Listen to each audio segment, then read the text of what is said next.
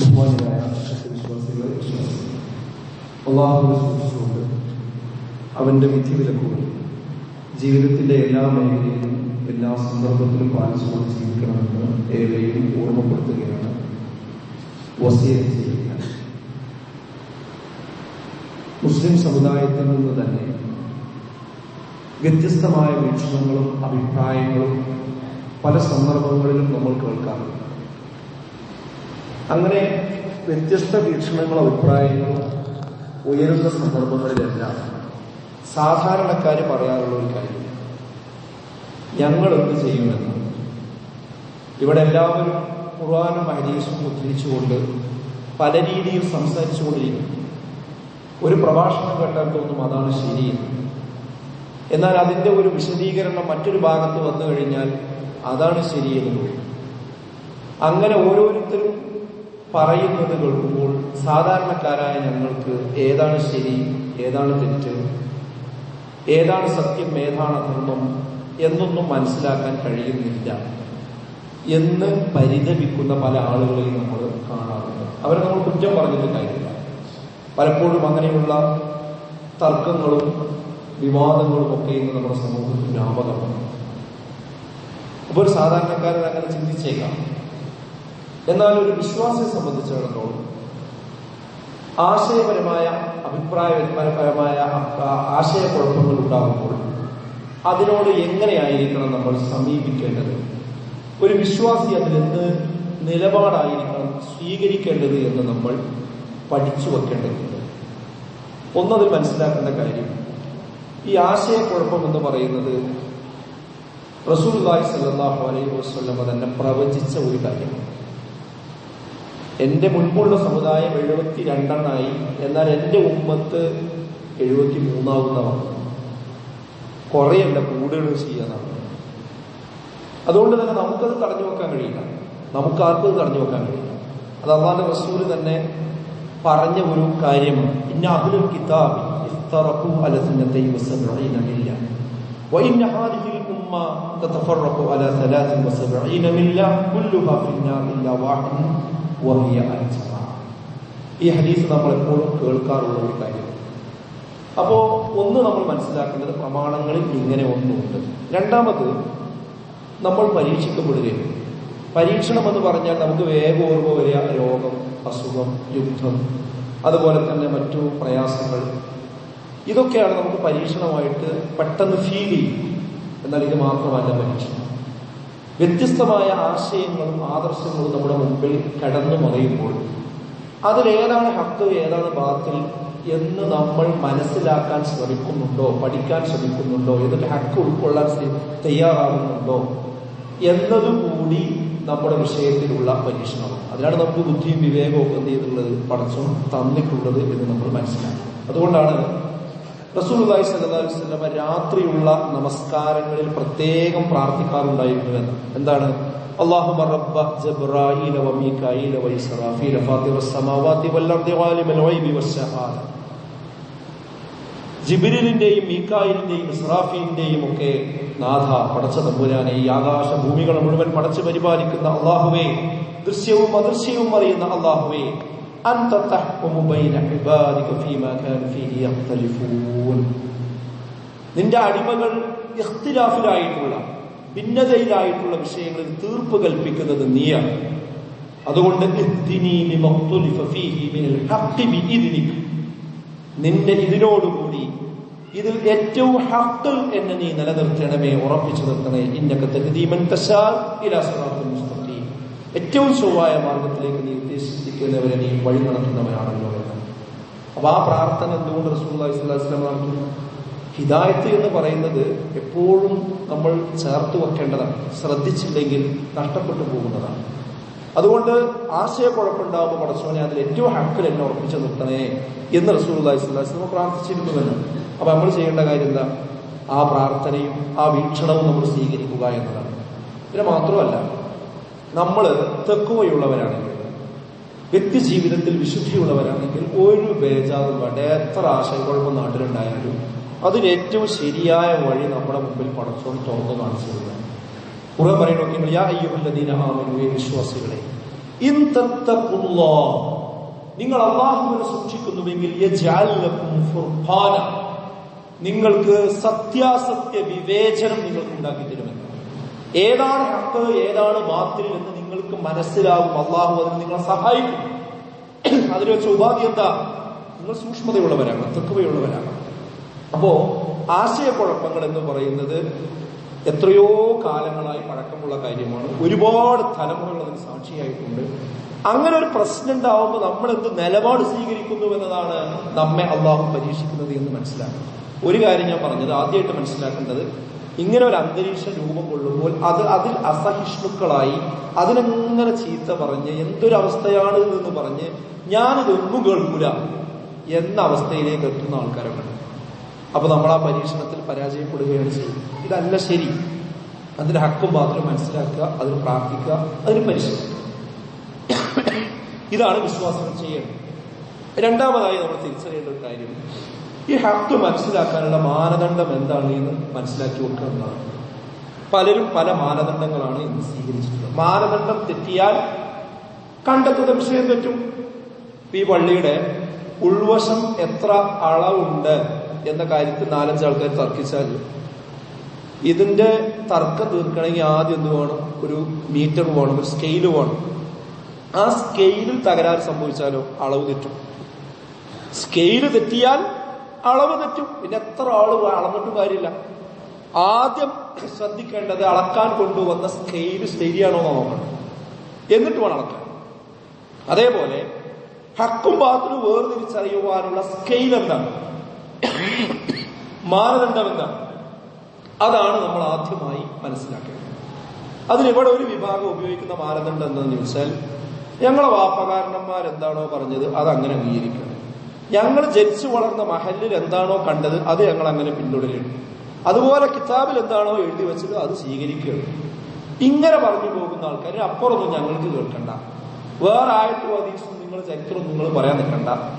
ഞാൻ ജനിച്ചത് മുതൽ എന്റെ ഈ വീട്ടിൽ ഇങ്ങനെയാണ്, ഞങ്ങളെ മഹല്ലിൽ ഇങ്ങനെയാണ്, ഞങ്ങളെ മൗലവി ഞങ്ങളെ മുസ്ലിം പഠിച്ചത് ഇങ്ങനെയാണ് എന്ന് പറഞ്ഞുകൊണ്ട് മുന്നോട്ട് പോകുന്ന, അതാണ് ഞങ്ങളുടെ അളവുകോൽ എന്ന് പറഞ്ഞുകൊണ്ട് ഹക്കും ബാത്തിലും വേർതിരിക്കാൻ ശ്രമിക്കുന്ന ആളുകളെ വലിയ തോതിൽ ഇന്ന് സമുദായത്തിൽ നമുക്ക് കാണാൻ കഴിയും. എന്നാൽ തിരിച്ചറിയുക, ഈ മാനദണ്ഡം തെറ്റാണ്, ഈ സ്കെയില് തെറ്റാണ്. എന്തുകൊണ്ട് എന്ന് ഞാൻ സൂചിപ്പിക്കാം. ഒന്നാമത്തത് എന്താ അറിയോ?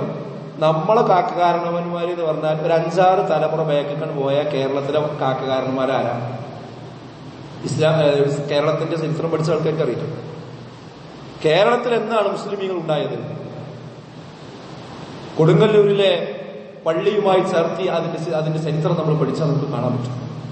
അത് ഇവിടെ ഉണ്ടായിരുന്ന ആളുകൾ തന്നെ ഈ വിഷയം മനസ്സിലാക്കി ഉൾക്കൊണ്ടുകൊണ്ട് മറ്റു വിശ്വാസങ്ങളിൽ നിന്ന് വന്നവരാണ്.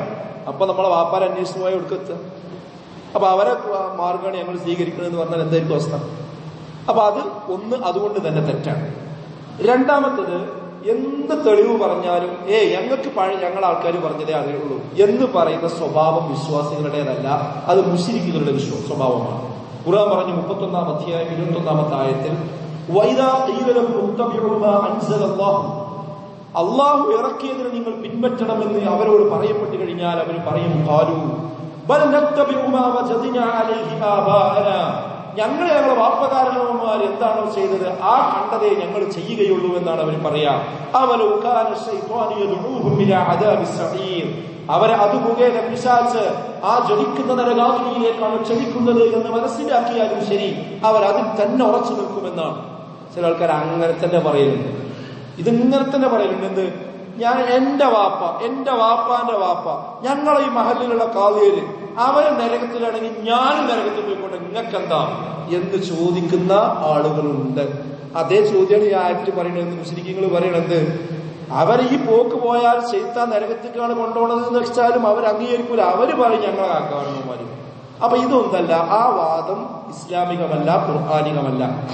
പിന്നെ കിതാബുകൾ, ഇമാമുകൾ എന്ന് പറഞ്ഞാൽ ആരാന്ന് ശരിക്കും നമ്മൾ മനസ്സിലാക്കും. അപ്പൊ സമീപകാലത്ത് ചില ആളുകൾ അഹ്ലുസുന്നയുടെ ശത്രുക്കളെ ഊതി വീർപ്പിച്ച് കെട്ടിയിറക്കിക്കൊണ്ടിരിക്കുന്നുണ്ട്. എന്നിട്ട് അവർ വലിയ ഷെയ്ഖാണെന്ന് പറഞ്ഞ് സ്ഥാപിക്കുന്നുണ്ട്. ഇപ്പോ ഗ്രാൻഡ് മുഫ്തി എന്ന് പേരിട്ടുകൊണ്ട് നമ്മുടെ കേരളത്തിൽ ഒരു പണ്ഡിതനെ നമുക്ക് കാണാൻ സാധിക്കും. അദ്ദേഹം ഇന്ത്യയുടെ ഗ്രാൻഡ് മുഫ്തിയാണ്. ആരാണ് പറഞ്ഞത്? അദ്ദേഹം തന്നെ, അദ്ദേഹത്തിന്റെ ആൾക്കാർ തന്നെ. ഇനി അദ്ദേഹത്തിന്റെ കാലം കഴിഞ്ഞിട്ട്, കുറച്ചു കാലം കഴിഞ്ഞിട്ട് പിന്നെ ഇനി അദ്ദേഹത്തെ വിശദീകരിക്കുക എന്താ? ഗ്രാൻഡ് മുഫ്തിയാണ്. പിന്നെ അദ്ദേഹത്തിന് ഒരു ജാറുണ്ടായി, അദ്ദേഹത്തിന്റെ കുറെ മതിലുകൾ പറഞ്ഞ്, പിന്നെ അദ്ദേഹം എന്തൊക്കെ പ്രസംഗിച്ചോ എഴുതി വെച്ചോ അതൊക്കെ പിന്നെ വിശ്വാസമായി മാറുന്നൊരവസ്ഥ. എന്തായിരുന്നു ഇതിന്റെ ഗതികേടുകളെന്ന് ആലോചിച്ചു. അപ്പൊ ഇമാമിയങ്ങൾ എന്ന് പറഞ്ഞാൽ ഇങ്ങനെ നമ്മൾ കാണുന്ന ആളുകളെ അല്ല നമ്മൾ ഇമാമിയങ്ങൾ എന്നതുകൊണ്ട് അർത്ഥമാക്കുന്നത് നമ്മൾ മനസ്സിലാക്കണം.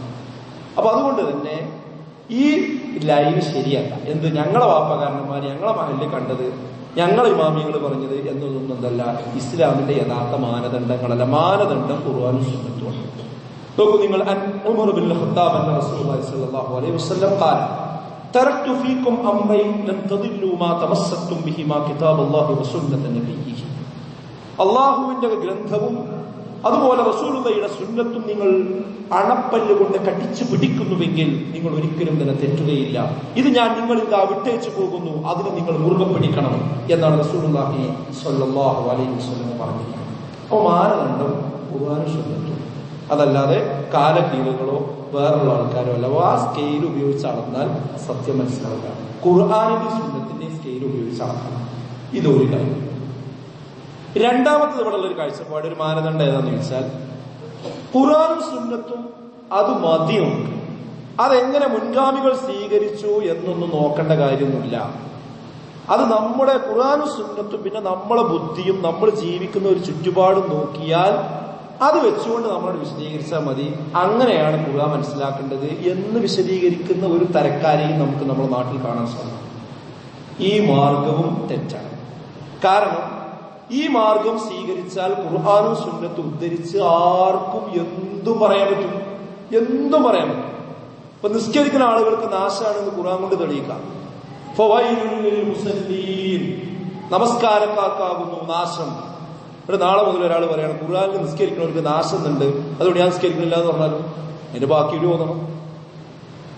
അതുപോലെ തന്നെ ചില ആളുകൾ ചില ആയത്തോതിട്ട് അവർക്ക് ഇഷ്ടപ്പെട്ട അർത്ഥം പറമ്പ് അറിയുന്ന ആളുകളോട് ഇരിക്കുന്നുണ്ടോ?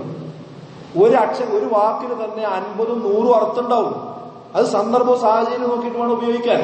അപ്പൊ ഡിക്ഷണറി വെച്ചിട്ട് ആ ഡിക്ഷണറിയിലുള്ള അർത്ഥം വെച്ചിട്ട് ഖുർആൻ വ്യാഖ്യാനിക്കാൻ നിന്നാൽ ഖുർആൻ കൊണ്ട് തന്നെ പടച്ചോല്ല എന്ന് പറയാൻ പറ്റും, നരകല്ല എന്ന് പറ്റും, സ്വർഗല്ല എന്ന് പറയാൻ പറ്റും. കാരണം എന്താ? അവനവർ തോന്നിയ വിശദീകരിക്കാൻ പറ്റും. അപ്പൊ ആ വഴിയും എന്തല്ല ഒരു ശരിയായ വഴിയല്ല. കാരണം ഖുർആൻ തന്നെ പറഞ്ഞിട്ടുണ്ട് യുളില്ലു ബിഹി കസീറ, അതുകൊണ്ട് കുറെ ആളുകളെ നാം എന്ത് ചെയ്യും? വഴികേടിലാക്കും. വയഹ്ദി ബിഹി കസീറ, ധാരാളം ആളുകളെ അതിൽ ഹിദായത്തിലാക്കും. വമാ യുദില്ലു ബിഹി ഇല്ലൽ ഫാസിഖീൻ, ഫാസിഖീങ്ങളല്ലാത്ത അവരെ മാത്രമേ നാം വഴികേടിലാക്കുകയുള്ളൂ എന്നാണ്. അപ്പോ ഖുർആൻ കൊണ്ട് വഴി തെറ്റും ശരിക്കും വരും. ആ വഴി തെറ്റുന്നത് ആരാ? സ്വന്തം ബുദ്ധി യുക്തി വെച്ചുകൊണ്ട് ഖുർആന് ഡിക്ഷണറി വെച്ച് വ്യാഖ്യാനിച്ചാൽ വഴികേടിലേക്കാണ് പോവുക. അപ്പൊ ആ രീതിയും എന്തല്ല ശരിയല്ല. അങ്ങനെ തെറ്റിയ ഉദാഹരണങ്ങൾ ധാരാളം നമ്മുടെ നാട്ടിൽ കാണാൻ പറ്റും. ഒരു ഉദാഹരണം ഞാൻ പറയാം. ഖുർആൻ ഇറങ്ങിയത് തന്നെ തൗഹീദ് സ്ഥാപിക്കാനാണ്, അള്ളാഹുവോട് മാത്രം പ്രാർത്ഥിക്കണം എന്ന് പറയുന്നത്. പക്ഷെ ഇതേ ഖുർആന്റെ ആയത്ത് ഓതിയിട്ടാണ് പണ്ട് കേരളത്തിന്റെ ചരിത്രത്തിൽ നമുക്ക് അറിയാൻ പറ്റും, കൊട്ടപ്പുറത്ത് ഒരു സംവാദം നടന്നപ്പോൾ അവിടെ ഒരു പണ്ഡിതൻ ഖുർആനിന്റെ ആയത്ത് ഓതിയിട്ടാണ് പറഞ്ഞത് അള്ളല്ലാത്തവരോട് വിളിച്ച് പ്രാർത്ഥിക്കാൻ ഖുർആനിലെ ആയത്തുണ്ട്. ആയത്തുണ്ടോ എന്ന് ചോദിച്ചപ്പോൾ അദ്ദേഹം പറഞ്ഞത് ഉണ്ട് മൗലവി, ഉണ്ട് എന്നാണ്. എന്നിട്ട് ഓതി ആയത്തേതാ? നിനക്ക് മുമ്പ് കഴിഞ്ഞു പോയ പ്രവാചകന്മാരോട് ചോദിച്ചു നോക്കൂ നബിയെ എന്ന് ഖുർആനിലില്ലേ? അതിന്റെ അർത്ഥം എന്താ? മുൻകഴിഞ്ഞു പോയ പ്രവാചകന്മാര് മരിച്ച ആൾക്കാരല്ലേ, അപ്പൊ മരിച്ചവരോട് ചോദിക്കാന്നുള്ളതിന് കൂടുതൽ ആയത്താണ്. നാലുശം. അപ്പൊ ഉടനെ അവിടുന്ന് മറുപടി പറഞ്ഞു. എന്താ മറുപടി? അതിന്റെ ബാക്കി കൂടി ഓതണം.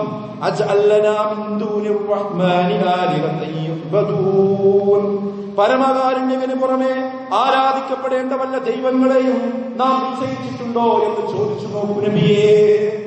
ശരിക്കും ഖുർആൻ തൗഹീദ് സ്ഥാപിക്കാൻ കൊണ്ടുവന്ന ആയത്ത് നടുക്ക് മുറിച്ചിട്ടാണ് എന്ത് പറയുന്നത്. നമ്മൾ നാലുശം.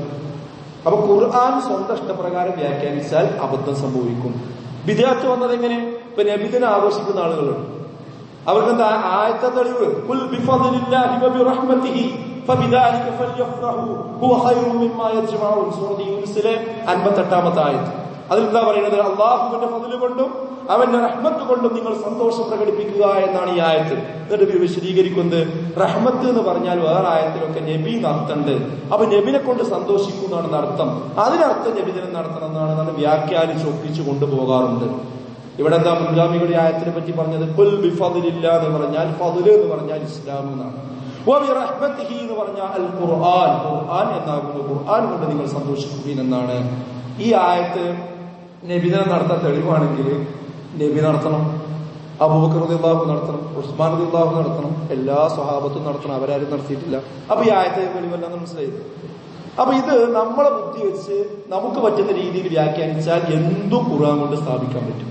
അതുപോലെ തന്നെ പുതിയൊരു പ്രവാചകൻ വരാണ്ട് നീ വാദിക്കുന്ന ഒരാൾക്കാരുണ്ട് നമ്മുടെ നാട്ടിൽ. അവർക്കും തെളിവ് ഖുർആനാണ്. എന്താ? വബിൽ ആഖിറതിഹും യൂഖിനൂൻ എന്നാണ് ആയത്ത്. ആഖിറത്ത് എന്ന് പറഞ്ഞാൽ അവസാനത്തേത് എന്ന് അറബിയിലും അർത്ഥമുണ്ട്. അപ്പൊ എന്തായി? അവർ അവസാനത്തേതിൽ അടിയുറച്ച് വിശ്വസിക്കുന്നവരായിരുന്നു എന്നാണ് പറഞ്ഞു വെച്ചിട്ട് എന്ത് പറയും? ആഖിറത്ത് എന്ന് പറഞ്ഞാൽ ഇനി നബിക്ക് ശേഷം വേറൊരു പ്രവാചകനോടും വരാണ്ട് അതിൽ വിശ്വസിക്കുന്നവരാകുന്നു എന്നാണ് ഈ ആയത്തിന്റെ അർത്ഥം. എന്നിട്ടാണ് അവര് മിർസാ ഗുലാം അഹ്മദ് ഖാദിയാനി വരാനുണ്ട് എന്നുള്ള ന്യായം പറയുന്നത്. അവർക്കും തെളിവെന്താ? ഖുർആനാണ്. യഥാർത്ഥത്തിൽ ഇവിടെ ആഖിറത്ത് എന്ന് പറഞ്ഞാൽ എന്താ? പരലോകാണ് അർത്ഥം. അത് എവിടുന്നാ കിട്ടുക? അത് സഹാബത്ത് അങ്ങനെയാണ് മനസ്സിലാക്കിയത്. അപ്പൊ ഖുർആൻ സ്വന്തം ബുദ്ധിക്കനുസരിച്ച് വ്യാഖ്യാനിച്ചാൽ അതും അബദ്ധമായി. നമസ്കാരം 3 വക്തേ ഉള്ളൂ എന്ന് പറഞ്ഞുകൊണ്ട് വാദിച്ചു വന്നൊരു വ്യക്തി ഉണ്ടായിരുന്നു. അയാളും അതിനുവേണ്ടി ഉപയോഗിച്ചത് എന്താണ്? ഖുർആനിന്റെ ആയത്ത് തന്നെയായിരുന്നു. അവസാനം സർവ്വമത സത്യവാദത്തിലാണ് അവസാനം അദ്ദേഹം എത്തിപ്പെട്ടത്. ഇന്ന് കേരളത്തെ വർഗീയമായി വെട്ടിമുറിക്കുന്നതിന് വേണ്ടി ഉപയോഗിച്ചുകൊണ്ടിരിക്കുന്ന വർഗീയവാദികൾ ഉപയോഗിച്ചുകൊണ്ടിരിക്കുന്ന ഖുർആനിലെ ആയത്തുകളുണ്ട്. അതെന്താ? സ്വന്തം ഇഷ്ടപ്രകാരം പറയണം. ഖുർആനിലെ ചില ആയത്തുകൾ ഓതുക, എന്നിട്ട് പറയാം ഖുർആനില് ഇവിടെയുള്ള മറ്റുള്ള വിശ്വാസികളെ കണ്ടടത്ത് വെച്ച് കൊല്ലണം എന്ന് ഖുർആനിലുണ്ട്. ഇതാ ആയത്ത് നമ്പർ ഇതാ പിടിച്ചോ. യഥാർത്ഥത്തിൽ അതെന്താ സംഭവം? അത് യുദ്ധത്തിന്റെ ഘട്ടത്തിൽ ഇറങ്ങിയ ആയത്താണ്. അവിടെ പാലിക്കേണ്ട നിയമമാണ്. ആ നിയമത്തെ എടുത്തുകൊണ്ടുവന്ന് സമാധാനപൂർവ്വം ജീവിച്ചുകൊണ്ടിരിക്കുന്ന ഒരു നാട്ടിൽ ഒരു അയൽവാസികളായ ആളുകൾ തമ്മിൽ പരസ്പരം കഴുത്ത് വെട്ടണമെന്ന് വ്യാഖ്യാനിച്ചൊപ്പിക്കുന്നത് ഇത് ഖുർആൻ കൊണ്ടുള്ള കളിയാണ്, ഖുർആൻ വെച്ചുകൊണ്ടുള്ള കളിയാണ്. ഇതുപോലെ ഒരുപാട് കാര്യങ്ങൾ നമുക്ക് കാണാൻ സാധ്യമാകും. അതുപോലെ തന്നെ മറുഭാഗത്ത് തീവ്രവാദം പ്രചരിപ്പിക്കുന്നതിന് വേണ്ടി ISIS പോലെയുള്ള കക്ഷികൾ ആയത്താണ് ഓടിക്കൊണ്ടിരിക്കുന്നത്. അവരുടെ ബാനറിൽ നമുക്ക് കാണാൻ കഴിയുക ലാ ഇലാഹ ഇല്ലല്ലാഹ് എന്നാണ്. അവരുടെ ഗ്രന്ഥങ്ങളിൽ നമുക്ക് അറബിയിലുള്ള ഇബാറത്തുകളാണ് കാണാൻ പറ്റുക. അപ്പൊ എന്താ മനസ്സിലാവേണ്ടത്? അവരും തന്നെ ആയത്തിന് ദുർവ്യാഖ്യാനിച്ചുകൊണ്ടാണ് ഇസ്ലാമിൽ തീവ്രവാദത്തിന് സ്ഥാനം കണ്ടെത്തിക്കൊണ്ടിരിക്കുന്നത്. ഇങ്ങനെ അങ്ങ് പറഞ്ഞു പോവുകയാണ് എങ്കിൽ ഖുർആൻ ഉപയോഗിച്ചുകൊണ്ട് അത് സ്വന്തമായ വീക്ഷണങ്ങൾക്ക് ആദ്യം ഒരാശയത്തെ സ്ഥാപിക്കുകയും ആ ആശയം സ്ഥാപിക്കാൻ പറ്റുന്ന രീതിയിൽ ആയത്തുകളെ കണ്ടെത്തുകയും അതിന് സ്വന്തം വ്യാഖ്യാനങ്ങൾ ചമക്കുകയും അതിന് ഡിക്ഷണറിയിൽ അർത്ഥം കണ്ടെത്തുകയും ചെയ്യുന്ന രീതി കൊണ്ടുവന്നതാണ് സകലമാന ആശയക്കുഴപ്പങ്ങളുടെയും നാരായ പേരെ എന്ന് നാം തിരിച്ചറിയേണ്ടതുണ്ട്. അപ്പൊ ആ രീതിയും എന്തല്ല ശരിയായ രൂപമല്ല. പിന്നെ ഏതാ ശരി? ഏതാ പിന്നെ സ്കെയില്? ശരിയായ സ്കെയിൽ ഏതാണ്? സത്യവും അസത്യവും വേർതിരിച്ച് മനസ്സിലാക്കാനുള്ള ശരിയായ സ്കെയിൽ ഏതാണ്? അതെവിടെ അന്വേഷിച്ചു പോകേണ്ട? അള്ളാന്റെ റസൂൽ അതും പറഞ്ഞു തന്നിട്ടുണ്ട്. റസൂൽ നമ്മളെ നടുക്കടലിൽ ഉപേക്ഷിക്കല്ല ചെയ്തത്. എന്റെ കക്ഷി 73 കക്ഷിയാവെന്ന് പറഞ്ഞ് അവസാനിപ്പിക്കല്ല റസൂൽ ചെയ്തത്. അങ്ങനെ ആകുമ്പോ നിങ്ങൾ എന്ത് ചെയ്യണം? ചോദിക്കപ്പെട്ടു, സഹാബത്ത് ചോദിക്കപ്പെട്ടു, മൽ വാഹിദ്, ആരാണ് പ്രവാചകരെ ആ ശരിയായ കക്ഷി, സത്യത്തിന്റെ കക്ഷി ആരാണെന്ന് എന്ന് ചോദിച്ചു. റസൂലുള്ളാഹി പറഞ്ഞു, മാ അന അലൈഹി അൽയൗമ വസ്ഹാബി, ഞാനും എന്റെ സ്വഹാബത്തും ഏതൊരു മാർഗത്തിൽ നിലകൊണ്ടുവോ, അവരെങ്ങനെ ഖുർആനെ സ്വീകരിച്ചുവോ, അവരെങ്ങനെ ഹദീസുകളെ കണ്ടെടുത്തുവോ, അവരെങ്ങനെ ജീവിത രീതി എങ്ങനെ കണക്ക് പുലർത്തിയോ അതേ രൂപത്തിൽ നിങ്ങൾ ജീവിച്ചു കഴിഞ്ഞാൽ അതാണ് സത്യത്തിന്റെ കക്ഷി, അതാണ് നേരിന്റെ മാർഗം എന്ന് അല്ലാഹുവിന്റെ റസൂൽ പറഞ്ഞു. അപ്പൊ മുൻഗാമികളുടെ വഴി നിങ്ങൾ സ്വീകരിക്കണം. അപ്പൊ ഞാൻ പറഞ്ഞു, ഏതാ മുൻഗാമികൾ? നമ്മളെ വാപ്പാന്റെ വാപ്പേ? കേരളത്തിലുള്ള ഒരു 100 കൊല്ലം മുമ്പുള്ള ആൾക്കാരാ?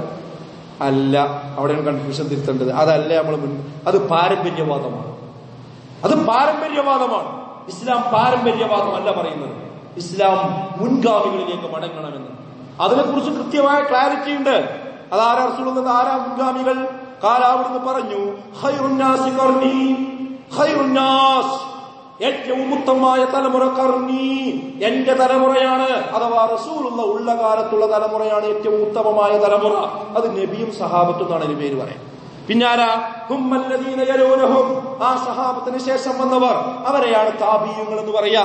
പിന്നാരാ? ഹുമ്മല്ലദീന യലൂനഹും, അതിനുശേഷം വന്നവർ, അഥവാ താബിഈങ്ങൾ എന്നാണ് പറയാ. അഥവാ നബി സല്ലല്ലാഹു അലൈഹി വസല്ലമയുടെ കാലഘട്ടത്തിൽ അതിനുശേഷമുള്ള ആ ഒരു 100-300 വർഷത്തെയാണ് നമ്മൾ ഉത്തമ തലമുറ എന്നതുകൊണ്ട്, മുൻഗാമികൾ എന്നതുകൊണ്ട് ഉദ്ദേശിക്കുന്നത്. ശരിക്കും മനസ്സിലാക്കി വെക്കണേ. നമ്മുടെ ഒരു 100, 200, 300, 500 വർഷം മുമ്പുള്ള ആൾക്കാരെ പറ്റിയല്ല നമ്മൾ പറയുന്നത്. മറിച്ച് മുൻഗാമികൾ എന്ന് പറഞ്ഞാൽ സലഫുകളാണ്, അഥവാ റസൂലുള്ളാഹിയുടെ കാലത്ത് ജീവിച്ചവരാണ് എന്ന് നമ്മൾ കൃത്യമായി മനസ്സിലാക്കണം. ഈ സഹാബികളും താബിഈങ്ങളും അതിശ്രേഷ്ഠന്മാരാണ് എന്ന് ഖുർആനിൽ തെളിവുണ്ട്. ഞാൻ ഉപയോഗിച്ച ആയത്താണ്, സൂറത്ത് തൗബയിൽ ആയത്താണ്. എന്താ അല്ലാഹു പറഞ്ഞത് അവരെ കുറിച്ച്? വസ്സാബിഖൂനൽ അവ്വലൂന മിനൽ മുഹാജിരീന വൽ അൻസാർ.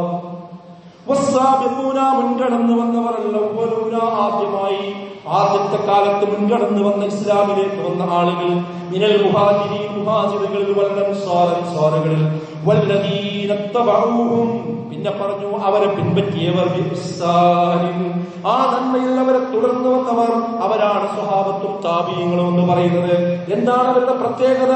റളിയല്ലാഹു അൻഹും, അല്ലാഹു അവരെ തൃപ്തിപ്പെട്ടിരിക്കുന്നു, വറദൂ അൻഹു, അവർ അല്ലാഹുവിനെയും തൃപ്തിപ്പെട്ടിരിക്കുന്നു. അതുകൊണ്ട് അവർക്ക് എന്താണ് ഒരുക്കി വെച്ചിരിക്കുന്നത്?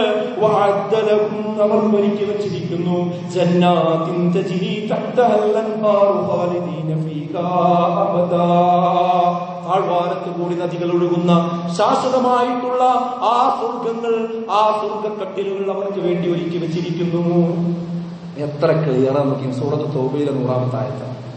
അപ്പൊ ആ സ്വഹാബത്തിനെ കുറിച്ച്, താബിഈങ്ങളെ കുറിച്ച് ഖുർആൻ തന്നെ പറഞ്ഞു, അവർ അല്ലാഹ് തൃപ്തിപ്പെട്ടവരാണ്, അവർ അല്ലാഹുവിനെ തൃപ്തിപ്പെട്ടവരാണ്, അവർക്ക് സ്വർഗ്ഗമുണ്ട്. അപ്പൊ അവര് അള്ളാഹുവിന്റെ റസൂലിനെ കണ്ടവരാണ്. അപ്പൊ ഒരു ആയത്ത് ഇറങ്ങിയാൽ, ഹദീസ് ഇറങ്ങിയാൽ എങ്ങനെയാണ്, അതിന്റെ ഉദ്ദേശം എന്താണ്? അവരുടെ ജീവിതം നോക്കിയിട്ടാണ് നമ്മൾ സ്വീകരിക്കേണ്ടത്. അല്ലാതെ നമ്മൾ ഡിക്ഷണറി എടുത്തുവെച്ചുകൊണ്ട് ചിന്തിക്കാൻ തുടങ്ങിയാൽ, ഞാൻ നേരത്തെ പറഞ്ഞ മാതിരി ഖുർആൻ കൊണ്ട് മനുഷ്യൻ പഴിച്ചു പോകും. ഇത് നമ്മൾ ക്ലിയർ ആയിട്ട് മനസ്സിലാക്കണം. അതുകൊണ്ട് ഇവരുടെ വഴിയിൽ ഖുർആൻ വ്യാഖ്യാനിച്ച് ഈ സ്വഹാബത്തിനെ സ്വീകരിച്ച് അതിന് അനുസരിച്ച് ഖുർആനും സുന്നത്തും അംഗീകരിക്കുന്നവർക്ക് വിളിക്കുന്ന, ലോകാടിസ്ഥാനത്തിൽ വിളിക്കുന്ന പേരാണ് അഹ്ലുസുന്നത്തി വൽ ജമാഅത്ത്. അവരെ വ്യത്യസ്ത പേരുകളിൽ ഫിർഖത്തുൻ നാജിയ എന്ന പേരിൽ അറിയപ്പെടും, ത്വായിഫത്തുൻ മൻസൂറ എന്ന പേരിൽ അറിയപ്പെടും, അസ്സലഫിയീൻ എന്ന പേരിൽ അറിയപ്പെടും. സലഫിയീൻ എന്ന് പറഞ്ഞാൽ മുൻഗാമികൾ, സലഫുകൾ. ഉറപ്പിക്കുക, സലഫുകൾ എന്ന് പറഞ്ഞാൽ നമ്മുടെ തൊട്ട് മുമ്പുള്ള ആളുകളല്ല, ഈ കാലഘട്ടത്തിലുള്ള ആളുകളെയാണ്. ചില ആൾക്കാർ സലഫികൾ, ഇതിൽ നിന്നാണ് സലഫി മസ്ജിദ് ഉണ്ടായത്, ഇതിൽ നിന്നാണ് സലഫി മദ്രസ ഉണ്ടായത്, ഇതിൽ നിന്നാണ് സലഫി എന്നുള്ള വാക്ക് നമ്മുടെ നാട്ടിൽ പ്രബലമായത്. അത് മനസ്സിലാക്കേണ്ടത് ഈ അടുത്ത നൂറ്റാണ്ട് കാലത്തുള്ള ആൾക്കാരെന്നല്ല, ആ നൂറ്റാണ്ടിലുള്ള ആളുകളുടെ മാർഗം അനുസരിച്ചുകൊണ്ട് ഖുർആൻ സ്വീകരിക്കും. ഇത് പറയുമ്പോൾ ചില ആളുകൾ പറയും, അപ്പൊ ഖുർആനും സുന്നത്തും പിന്നെ സലഫുകളുടെ മാർഗം, അതിന് അറബിയിൽ എന്താ പറയാ, മാർഗം എന്നുള്ളതിന് മൻഹജ് എന്നാ പറയാം. സലഫുകളുടെ മാർഗം എന്നുള്ളതിന് മൻഹജു സലഫ് എന്ന് പറയും. അപ്പൊ മൂന്നാമത്തെ പ്രമാണമാണോ? അത് ഒരിക്കലുമല്ല. മൂന്നാമത്തെ പ്രമാണമല്ല അത്. പ്രമാണം സ്വീകരിക്കുവാനുള്ള ഒരു മെത്തഡോളജിയാണത്. ഖുർആനും സുന്നത്തും സ്വീകരിക്കേണ്ടത് സ്വന്തം യുക്തിയും ബുദ്ധിയും വെച്ചുകൊണ്ടല്ല, സ്വഹാബത്ത് എങ്ങനെയാണോ ആ ആയത്തിനെ ഹദീസിനെ ഉൾക്കൊണ്ടത് ആ രീതിയിലായിരിക്കണം നമ്മൾ എന്ത് ചെയ്യേണ്ടത്, ഖുർആനും സുന്നത്തിനെ സ്വീകരിക്കണം. ഇതിന്റെ പേരാണ് എന്ത്, മൻഹജു സലഫ് എന്ന് പറയുന്നത്. അപ്പൊ സുഹൃത്തുക്കളെ, ഇതാണ് സ്കെയില്. അപ്പോൾ ആശയക്കുഴപ്പമുണ്ട് എന്ന് പറഞ്ഞ് കരഞ്ഞ് നടക്കല്ല വേണ്ടത്. അതിന്റെ ഹക്ക് പഠിക്കാൻ ശ്രമിക്കുക. ഈ ഖുർആനും സുന്നത്തും സലഫുകൾ എങ്ങനെ മനസ്സിലാക്കിയോ അതിലേക്ക് നമ്മൾ മടങ്ങുക. ഒരാശയക്കുഴപ്പത്തിലും നമ്മൾ പെടില്ല. ശരിക്ക് വ്യക്തമായ ആ ഹക്കിൽ ഉറച്ചു നിന്നുകൊണ്ട് നമുക്ക് മരിച്ചു പോകാൻ കഴിയും. അങ്ങനെയുള്ള യഥാർത്ഥ മുത്തഖികളിൽ, മുഅ്മിനീങ്ങളിൽ അല്ലാഹു നമ്മെ ഉൾപ്പെടുത്തി അനുഗ്രഹിക്കുന്നു.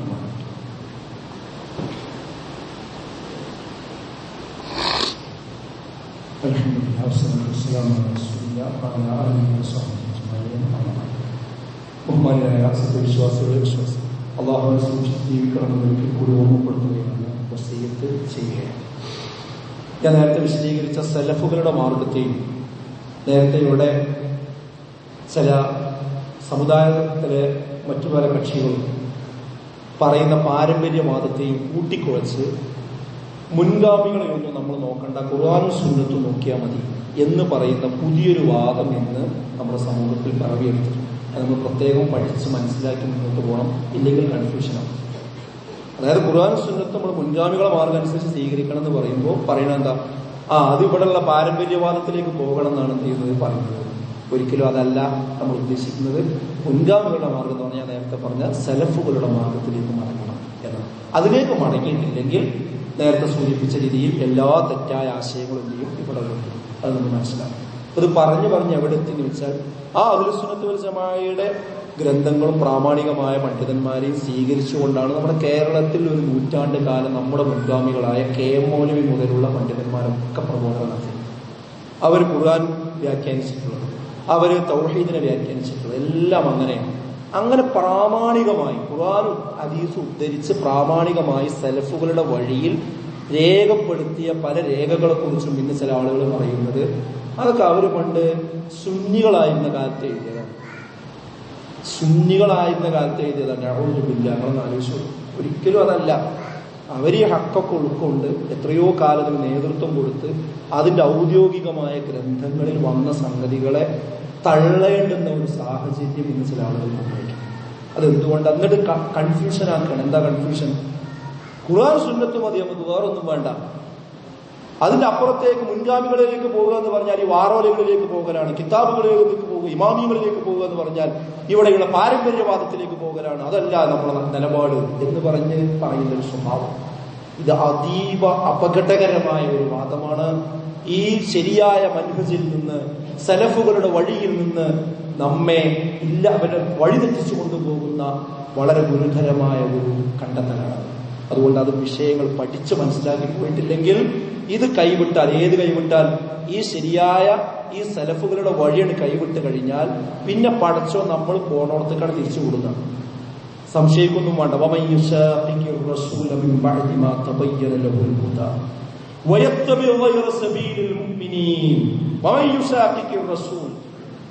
നിങ്ങൾ തെറ്റിപ്പോയാൽ അതായത് റസൂലുള്ളാഹി സ്വല്ലല്ലാഹു അലൈഹി വസല്ലം കൊണ്ടുവന്ന ആ വ്യക്തമായ കാര്യത്തിൽ നിങ്ങൾ തെറ്റിപ്പോയ മുഅ്മിനീങ്ങളുടേതല്ലാത്ത മാർഗം നിങ്ങൾ സ്വീകരിക്കുകയും ചെയ്താൽ, ഏതാണ് മുഅ്മിനീങ്ങളുടേതല്ലാത്ത മാർഗം? ഈ സലഫുകളുടേതല്ലാത്ത വഴി, നിങ്ങൾ സ്വന്തമായ വഴികൾ നിങ്ങൾ സ്വീകരിക്കുകയും ചെയ്താൽ എന്ത് സംഭവിക്കും? നിങ്ങൾ തിരിഞ്ഞിടത്തേക്ക് നിങ്ങളെ തിരിച്ചുവിടും. വനുസ്ലിഹി ജഹന്നം, നരകാഗ്നിയിൽ നിങ്ങളെ കരിക്കുകയും ചെയ്യും. വസാഅതു മസീറ, അതെത്ര മോശമായ പര്യവസാനമാകുന്നു എന്നാണ് വിശുദ്ധ ഖുർആൻ 4-ാം അധ്യായം 115-ാമത്തെ ആയത്തിലൂടെ നമ്മൾ ഓർമ്മപ്പെടുത്തുന്നത്. അതുകൊണ്ട് വളരെ ഗൗരവമുള്ള വിഷയമാണ്. നമ്മൾ ഓരോരുത്തരും മുഫ്തിമാരായി മാറേണ്ട കാര്യമില്ല. അത് പ്രാമാണികരായ അഹ്ലുസുന്നയുടെ പണ്ഡിതന്മാരൊക്കെ ഒരു ഭാഗത്തേക്ക് മാറ്റി വെച്ചിട്ട് ശരിക്കും വിശുദ്ധ ഖുർആൻ മനപ്പാടമില്ലാത്ത, ഹദീസിന്റെ മുഴുവൻ ഗ്രന്ഥങ്ങൾ കാണാൻ കഴിയാത്ത, ഒരു ഹദീസ് ഇഅ്റാബില്ലാതെ ദബ്ത്തില്ലാതെ കൊടുത്താൽ വായിക്കാൻ കഴിയാത്ത ആളുകൾ വന്നിട്ട് അവരൊന്നും നമ്മൾ പരിഗണിക്കേണ്ട, ഞങ്ങള് ആയത്തോതി ഹദീസ് നോക്കി പറയുന്നത് കേട്ടാൽ മതി എന്ന് പറയുന്ന തത്വം ഇസ്ലാമികമല്ല. അത് സലഫുകളുടെ മാർഗമല്ല. അത് കൃത്യമായ തകരാറ് തിരിച്ചറിഞ്ഞ് ഇങ്ങനെ അബദ്ധത്തിൽപ്പെട്ട ആളുകൾക്ക് ഇത് തിരുത്തി കൊടുക്കുക എന്നത് ഈ സമകാലിക കാലഘട്ടത്തിൽ നമ്മൾ ഓരോരുത്തരുടെയും ബാധ്യതയാണ്. ഇന്ന് ലോകത്ത് മുസ്ലിമീങ്ങൾ ഒരുപാട് പ്രയാസങ്ങളും പീഡനങ്ങളും ഒക്കെ അനുഭവിക്കുന്നു. നമ്മുടെ നാട്ടിൽ അതിന്റെ അലയൊലികളുണ്ട്. നമ്മുടെ കേരളത്തിൽ വർഗീയ വിഭജനത്തിന് വേണ്ടി കൊണ്ടുപിടിച്ച ശ്രമങ്ങൾ നടന്നുകൊണ്ടിരിക്കുന്നുണ്ട്. ഇതിനിടയിൽ ഇങ്ങനെയുള്ള അഭിപ്രായ വ്യത്യാസങ്ങളിൽ പെട്ടുകൊണ്ട് സമുദായം വലിയ പ്രയാസങ്ങളിലേക്ക് പോവുകയല്ല വേണ്ടത്. ഇതിന്റെ ഹക്കും ബാത്തിലും വേർതിരിച്ച് ഹക്കിലേക്ക് വന്ന് അതിൽ ഐക്യപ്പെടുവാനാണ് നമ്മൾ ഓരോരുത്തരും ശ്രമിക്കേണ്ടത്. എങ്കിൽ മാത്രമേ അള്ളാഹുവിന്റെ സഹായം നമുക്കുണ്ടാവുകയുള്ളൂ. അങ്ങനെയുള്ള അള്ളാഹുവിന്റെ സഹായത്തിന് വിധേയരാകുന്ന, അതിനനുസരിച്ച് ജീവിക്കുന്ന യഥാർത്ഥ മുത്തഖികളിൽ, മുഅ്മിനീകളിൽ അള്ളാഹു നമ്മെ ഉൾപ്പെടുത്തി അനുഗ്രഹിക്കുമാറാകട്ടെ.